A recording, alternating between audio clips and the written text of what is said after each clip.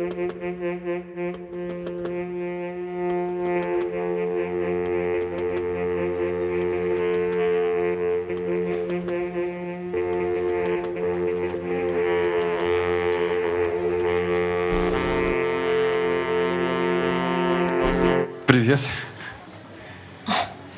Привет. Можно? Да, садись. Если, конечно, ты меня не специально преследуешь. Что ты пьешь? Тебя угостить? Спасибо. Меня угостят. У меня тут встреча. Он еще не подошел. Новый парень из Тиндера? Вы встречаетесь в баре? А по-твоему, люди сразу перед алтарем должны встречаться? Раньше ходили в храм, теперь выбирают ближайший бар. Такое время. Такие нравы. Тебе не понравилось наше свидание? Это из-за кино. Слишком банально для тебя. А по-твоему, дом, который построил Джек, это идеальный выбор для романтического вечера? Нет, ты не подумай, я люблю странное кино. Но это было просто... Теперь я тебя немного побаиваюсь. Почему? Потому что твой выбор для меня о многом говорит. Вряд ли. Кино, конечно, сложное, авторское. О природе искусства, о роли художника, его отношении со зрителем. И да, насилия там и вправду много. Надо было выбрать фильм полегче, посмешнее. Может быть, в другой раз? Стоп, я что, по-твоему, просто тупая тёлка из Тиндера, которая не догоняет настоящее искусство? Нет, прости, я совсем не это хотел сказать. Знаешь, меня не пугает сцены насилия, жестокость.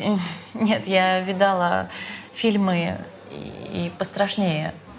Но здесь меня пытались заставить сочувствовать больному на всю голову маньяку, который весь фильм убивает преимущественно женщин, или же самому режиссеру, который с такой своеобразной фантазией никого по-настоящему не убил. Ну, знаешь, если рассуждать чуть шире, то наблюдение за человеческими страданиями — это и есть суть кино. Да тебя просто развели. Понимаешь, насилие и секс легко продаются, особенно вместе с громкими именами в титрах. Это самый тупой, самый проверенный маркетинг.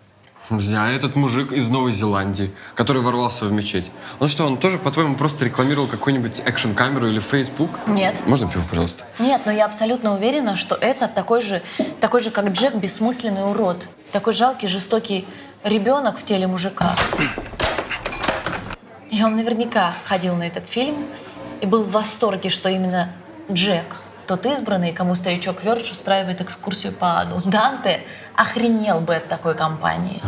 Хорошо. Ты любишь сладкое? Чего? При чем тут это? Все любят. Ну, скажи.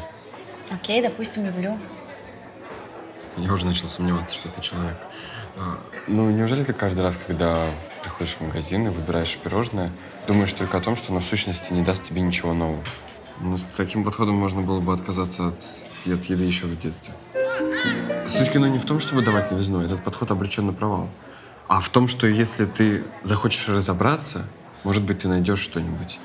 И иногда полезно задавать себе вопрос, это действительно говно или это я чего-то не понимаю. Если я не хочу копаться в том, что мне отвратительно.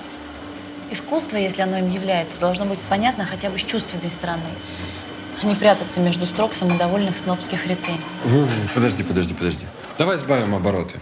Я не считаю тебя глупой, если ты поэтому так завелась. Неважно. Знаешь, может быть, это прозвучит смешно и не модно, но мне кажется, что искусство должно вдохновлять. Рассказывать о сложных чувствах, открывать новые идеи, новые смыслы. Недавно мой коллега по работе, взрослый уже мужик, спрашивает меня: раз ты такая умная, расскажи, пожалуйста, почему красивая голая женщина в порно-журнале — это пошлость, а жирная мерзкая бабища на картине в Эрмитаже почему-то великое произведение искусства. Ну и что ты ему ответила? Чуть кофе на него не вылила. Как ему объяснить, что одно тебя отправляет в туалет, а другое — в пространство смыслов? И красота бывает разная и для разного. Ну, ты сама себе противоречишь. Где? Ну, ты говоришь, что мерзкая жирная бабища — это красота для тех, кто понимает. Это клинический случай. Но исключение всегда только подтверждает правило. Да, с Эрмитажем Робинсом все понятно, это всем нравится. Я тоже, по-твоему, клинический случай. Пока не поняла. У Триера солидная фильмография, награды, «Догма-95». Он уже часть кино и культуры. И что? И что, поэтому он не может снять плохой фильм? О чем бы мы вообще сейчас с тобой говорили, если бы ты снял какой-нибудь ноунейм новой румынской волны? Румынское кино сейчас в топе. Имя, успех — это просто реклама. Чтобы зритель дал режиссеру шанс, пришел и посмотрел хотя бы первые 15 минут. Но дальше все. Тебе либо вкатывает, либо нет. А если нет, то нужно найти в себе смелость, честно признаться в этом и уйти. Постой, дай ему шанс. Кому? Ему. Современное искусство — это такая интеллектуальная игра для избранных. Да, тебе необходимо понимание контекста и времени. Если ты не врубаешься, кто такой Триер, зачем он снимает такое кино, то ты вне контекста, и ты не можешь получать удовольствие от продукта. Если разбираешься в вине, иногда важнее история, чем вкус. Если в бокале действительно вино, если в твоем только история и контекст, пей один. Это кино адекватно времени. Вне контекста, когда каждый сидящий в баре может быть маньяком, оно теряет свой смысл. «Молчание ягнят» вышло еще в 90-х. Его не противно смотреть, и актуальность никуда не подевалась. Я Ганнибала Лектора боюсь меньше, чем тебя, когда ты защищаешь откровенное говно. Ты поэтому мне больше не отвечала? Перестань. Мы же о кино говорим. Легче легкого транслировать чужие мысли и идеи. Ты сейчас точно от себя говоришь?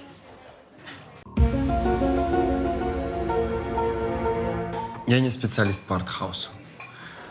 Нет ничего стыдного в том, чтобы принимать во внимание мнение профессионалов и критиков, особенно если оно совпадает с твоим собственным.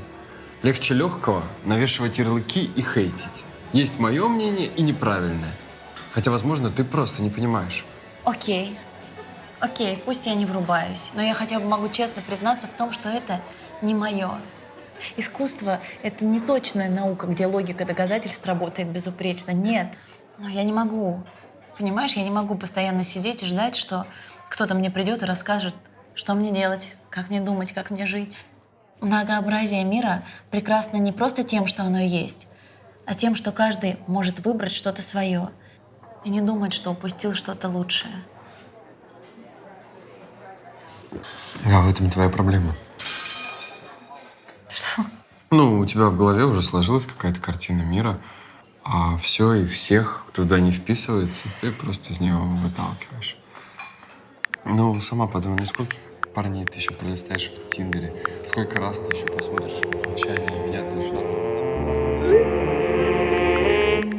Будешь думать, что все вокруг такие недалекие, такие бесчувственные.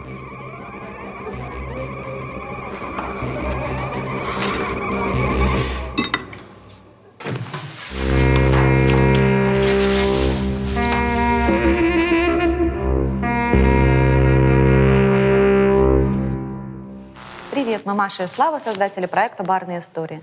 Решили пояснить, что сейчас вы перед собой видели.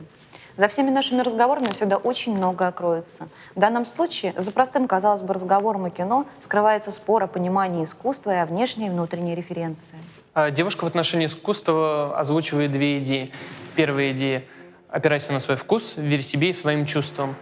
Это внутренняя референция. Вторая идея — контекст не имеет смысла, если сам предмет оценен как ничтожный. Молодой человек развивает две контр-идеи. Первое. Мнение экспертов важно.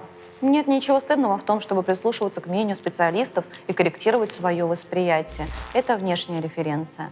Вторая идея. Предмет не важен сам по себе. Любая идея раскрывается сложным контекстом. А что думаете вы? Пишите в комментариях к этому видео и какие темы осветить в следующих. Пока!